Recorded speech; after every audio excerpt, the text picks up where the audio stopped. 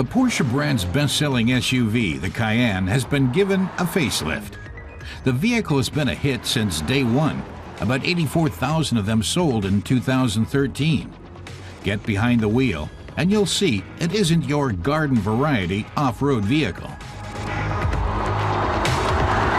Test driver Klaus Nietzwitz says when he gets into a Porsche Cayenne, the steering and handling give him the feeling he's in a zippy sports car, and says to himself, no way it's an SUV.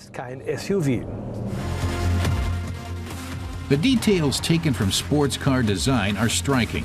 New air blade fins flank the lower front fascia to guide air to the cooling system. And huge rims with low-profile tires aren't exactly typical for an ATV. Neither are the ceramic brake discs. Seen from behind, the Cayenne has a really broad look, thanks to a new signature taillight design.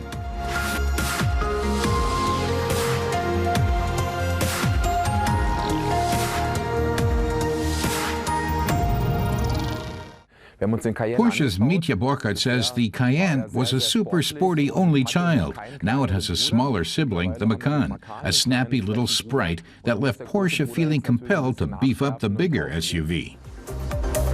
Beef means more meaty performance features too.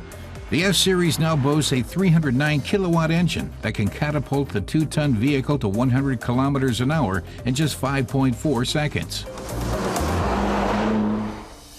Fuel consumption is just under 10 liters for 100 kilometers, but increased performance didn't lead to increased engine size. Klaus says the Cayenne has a new 3.6-liter, 420-horsepower V6 bi-turbo engine, meaning the carmaker could do without an 8-cylinder model. He adds that downsizing seems to be a key aim at Porsche at the moment. The cornering of the Cayenne S is what's really surprising. A super chassis ensures the Cayenne hugs every curve and twist of the road, allowing drivers to corner at higher speeds all the way through the turn.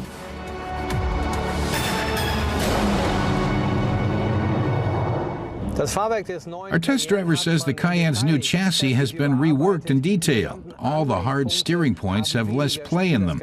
The whole thing is fixed precisely, meaning the steering is exact as it can be. The interior is just as perfect in terms of workmanship and sporty details. The steering wheel is reminiscent of a 918 Spider. The paddles behind it and instrumentation are familiar to anyone who knows the premier sports models from Zuffenhausen. Switches for chassis control are located in the center console.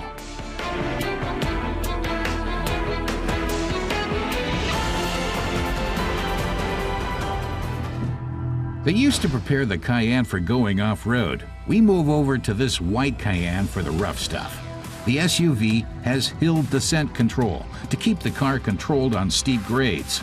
Air suspension also raises the chassis, so the Cayenne doesn't bottom out on rough ground.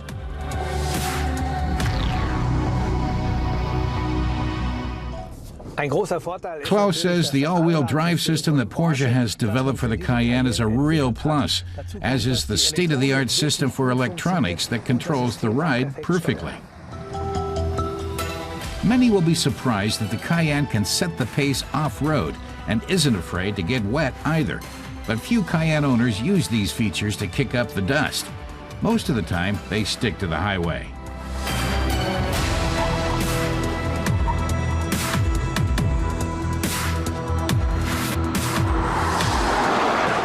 Our test driver says he's really convinced by the Porsche Cayenne, which has lots going for it in terms of looks and technology. He says it has everything, including a high price, adding that if someone really wants one, cost won't really be an issue.